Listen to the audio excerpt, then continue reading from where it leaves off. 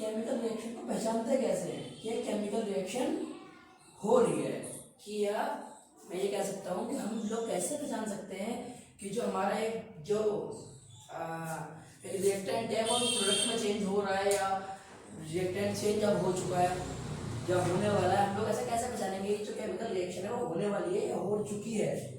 हम पहचानेंगे, देखो, या तो अपने स्टेट चेंज करेंगे। देखो कैसे, change in state, change in state, ठीक है। या तो वो करेगी change in colour, change in colour,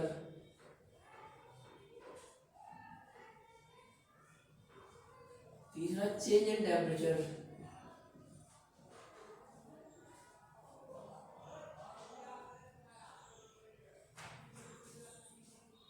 temperature में भी हमें चेंज देखने को मिलेगा। देखो, इवोल्यूशन ऑफ गैस और formation of a precipitate, evolution of gas,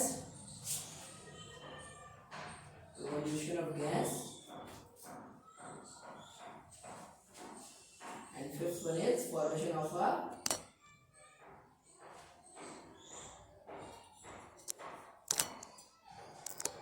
precipitate, ठीक है। हम इन कुछ मेथड की तरीके से पहचान सकते हैं कि जो हमारी केमिकल रिएक्शन है वो हो चुकी है, या chemical reaction can be identified by either of the following observation. अगर इनमें से कोई एक चीज भी हो रही है तो हम ये बोल सकते हैं कि हमारी केमिकल रिएक्शन हो रही है। अगर देखो उसका स्टेट वाइज चेंज आएगी, ठीक है।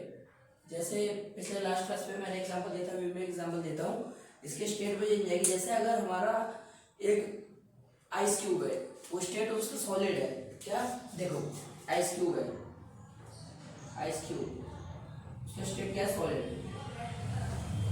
अब अगर वो आइस क्यूब से लिक्विड फॉर्म में आ गई तो अब वो कैसे हो जाएगा, वो लिक्विड फॉर्म हो गया लिक्विड फॉर्म। तो इसने क्या करा है, इसने अपनी, देखो इसमें जो होगा अपना स्टेट तो इसने चेंज करा है, ठीक है, स्टेट चेंज करा है। तो हम क्या बोलेंगे कि रिएक्शन हुई है, क्या हुई है, रिएक्शन हुई है। अब देखते हैं केमिकल इक्वेशन कि केमिकल इक्वेशन क्या होती है, ठीक है। इक्वेशन क्या होती है, chemical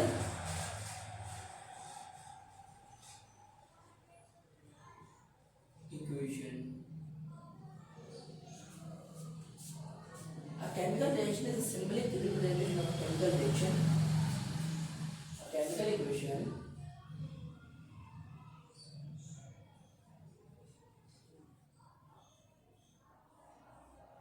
is a symbolic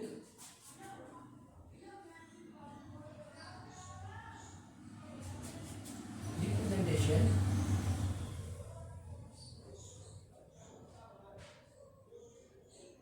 of a chemical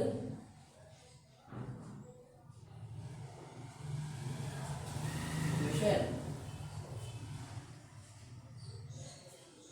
chemical reaction, sorry, chemical reaction।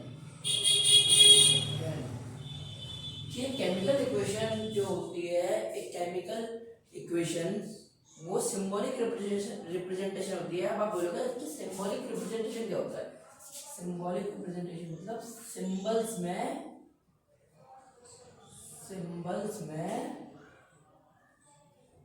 Represent करना, सिंबल्स में रिप्रेजेंट करने को क्या कहते हैं, सिंबॉलिक रिप्रेजेंटेशन, ठीक है। Symbols and formula of the reactant and products are used for the same example, the reaction of burning of methane gas can be methane gas can be written in words as methane plus oxygen, example,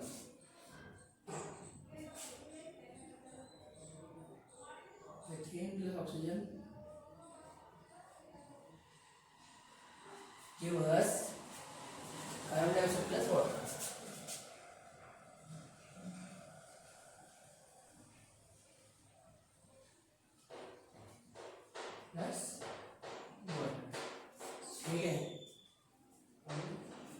ये तो अब मैंने आपको पिछली बार बता दिया था, इस बार दोबारा बता देता हूँ। ये कौन सी साइड होती है? Reactant.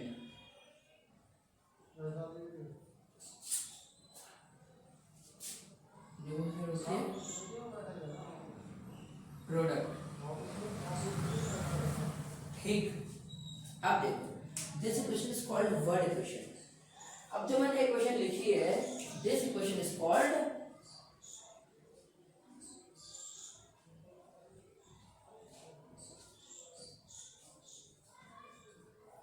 Word equation.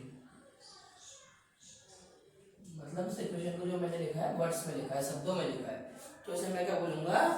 Words equation. The word equation can be changed into a chemical equation by writing symbols.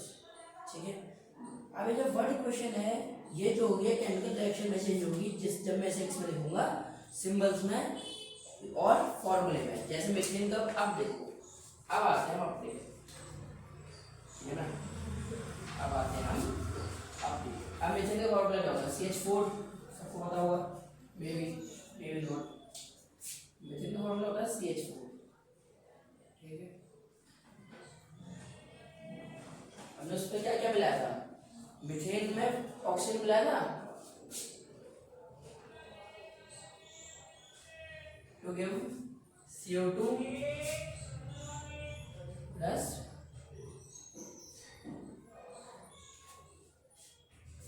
H2O। ये है लिक्विड, ये गैस, ऑक्सीजन गैस, ये भी gas, methane gas, oxygen gas.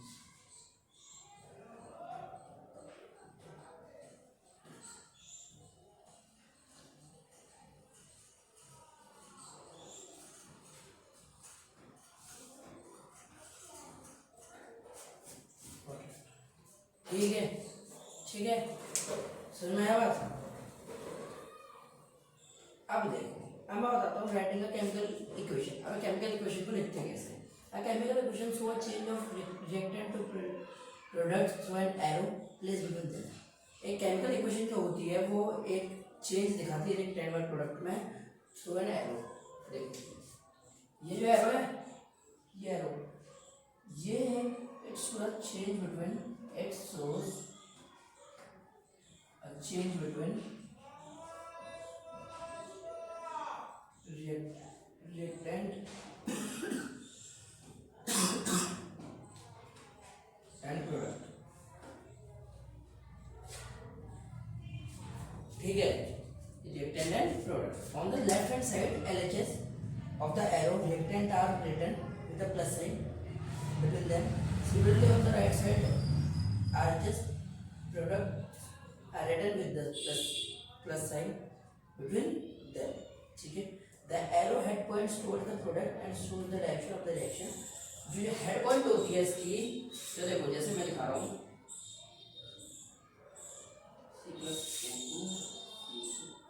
जो हेड पॉइंट होती है, डायरेक्शन, ये क्या दिखाती है?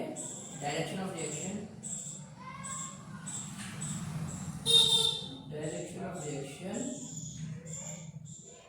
ठीक है, ये दिखा दिया डायरेक्शन ऑफ रिएक्शन। जो रिएक्शन है वो इस डायरेक्शन में हो रही है। And the arrow head point towards the product and source direction of the reaction. Example, the reaction between magnesium and oxygen. अब देखो, अब एग्जांपल ले लिया इसने, the reaction between magnesium and oxygen. Example, magnesium and oxygen, magnesium oxide, magnesium oxygen, magnesium oxide. तो इसने जो arrow ने, इसने क्या दिखाया? डायरेक्शन ऑफ रिएक्शन दिखाया, डायरेक्शन ऑफ रिएक्शन। समझ में आई बात? समझ में आई बात कि नहीं आई? हाँ, समझ में आई बात? होपफुली सबको समझ में आ गया होगा। चलो आगे बढ़ते हैं। यही पे हमारा केमिकल इक्वेशन और केमिकल रिएक्शन खत्म होता है। चैप्टर खत्म नहीं होता, टॉपिक खत्म। अब हम आते हैं बैलेंस केमिकल रिएक्शन। इस पे बैलेंस केमिकल रिएक्शन पे, रिएक्शन को को हम कब कह सकते हैं कि वो बैलेंस, इसमें एक रिएक्शन को हम कब कह सकते हैं कि वो बैलेंस केमिकल इक्वेशन है। देखो balanced chemical equation,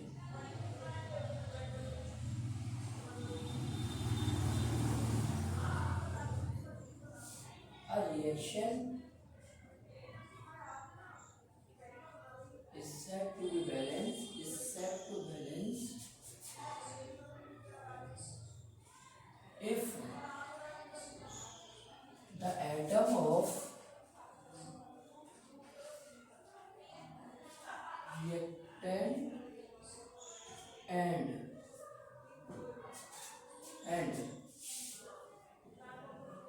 product side are same। समझ में आई बात? जैसे हमेशा एग्जाम्पल में एक छोटा एग्जाम्पल दे दो, हर बार हम इस रिएक्शन को करते हैं, आपने देखा होगा कि सर ये बहुत टाइम से ये करा रहे हैं। अब मैं इस रिएक्शन को क्या बोल सकता हूँ, एक बैलेंस केमिकल रिएक्शन बोल सकता हूँ। क्यों बोल सकता हूँ मैं इस इक्वेशन को एक बैलेंस केमिकल रिएक्शन, एक बैलेंस केमिकल इक्वेशन? क्योंकि इसमें जो है वो एटम ऑफ रिएक्टेंट साइड वो इक्वल है किसके, एटम ऑफ प्रोडक्ट साइड। ठीक है, अब आप बोलोगे ऐसा कैसे, ऐसा कैसे हुआ? यहाँ पे एक कार्बन देखने को मिल रहा है, यहाँ पे भी एक ही कार्बन है, यहाँ पे दो ऑक्सीजन देखने को मिल रहे हैं, यहाँ पे भी दो ऑक्सीजन है। तो इस इक्वेशन में जो है वो हमारे एटम ऑफ रिएक्टेंट साइड और जो एटम है प्रोडक्ट साइड, वो दोनों के दोनों क्या है, सेम। अब अगर वो दोनों का दोनों सेम निकलेंगे तो हम इसे क्या बोल सकते हैं कि यह एक बैलेंस केमिकल इक्वेशन है। समझ में आई बात? अब ऐसा एनसीईआरटी को लिखते हैं कि एनसीईआरटी क्या कहना चाहिए, ये तो मेरे वर्ड्स में थे। अब मैं देखता हूँ, balance chemical equation is that in which the total number of atoms, a balanced chemical equation is that a balanced chemical equation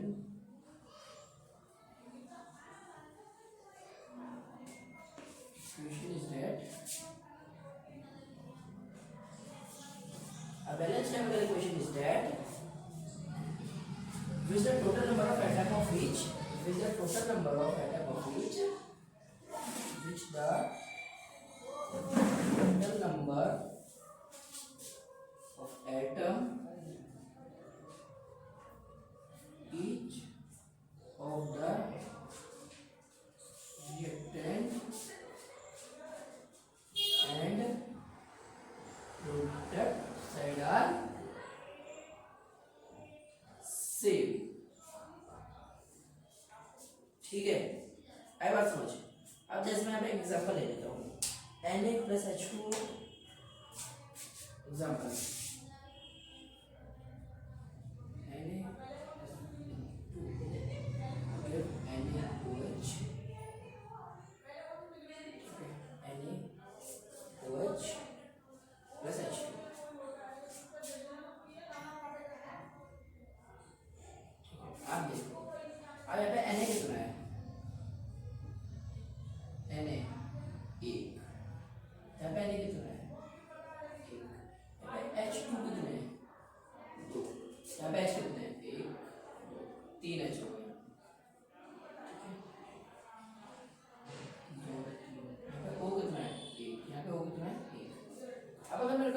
इस इक्वेशन को बैलेंस करना है, मेरे को छोटे से यहाँ पर ट्रिक लगानी पड़ेगी। ट्रिक मैं यहाँ पे क्या करूँगा, देखा ऐसा कर दूंगा 2। ठीक है, एक सेकंड, ये यहाँ तक ठीक है, ये यहाँ तक ठीक है। अब देखो ऊपर वाली लाइन, देखो ऊपर वाली लाइन में कर रहा हूँ, इसको मैं इसके आगे यहाँ कर रहा हूँ स्टार्ट। ठीक है, अब देखो, अब जो है अब मैं इसमें कुछ ऐड ऑन करने वाला हूँ, इसे स्टेबल करने के लिए। और वैसे मैं ऐसे कर दो 2NaOH प्लस H2O। अब ये क्या होगा 2Na साफ दिख रहा है तो पहले यहाँ पे 2Na लगा पड़ेगा। अब मैं क्या करूँगा 2Na plus H2O plus 2 equals to 2NaOH plus H2। अब यहाँ पे Na कितने हैं 2, यहाँ पे Na कितने हैं 2, यहाँ पे H कितने हैं 2, यहाँ पे H कितने हैं, सॉरी यहाँ पे 2H2O, सॉरी 2 यहाँ पे लगेगा, ठीक है। यहाँ पे 2 कितने हैं 4, यहाँ पे H कितने हैं, यहाँ पे 4, यहाँ पे H कितने हैं 2 and 2 4। अब यहाँ पे O कितने हैं, O 2 और यहाँ के 2 4, यहाँ पे H कितने हैं, सॉरी H 2 ही होंगे, 2 इस वाले के और 2 इसके। अगर आपको ये चैप्टर दोबारा स्टार्ट करना है तो हमारे चैनल को सब्सक्राइब करें, फॉलो करें हमारे पेज को फुटबॉल ट्यूशन क्लासेस, और ऐसी वीडियो देखने के लिए चैनल को लाइक करें, सब्सक्राइब करें।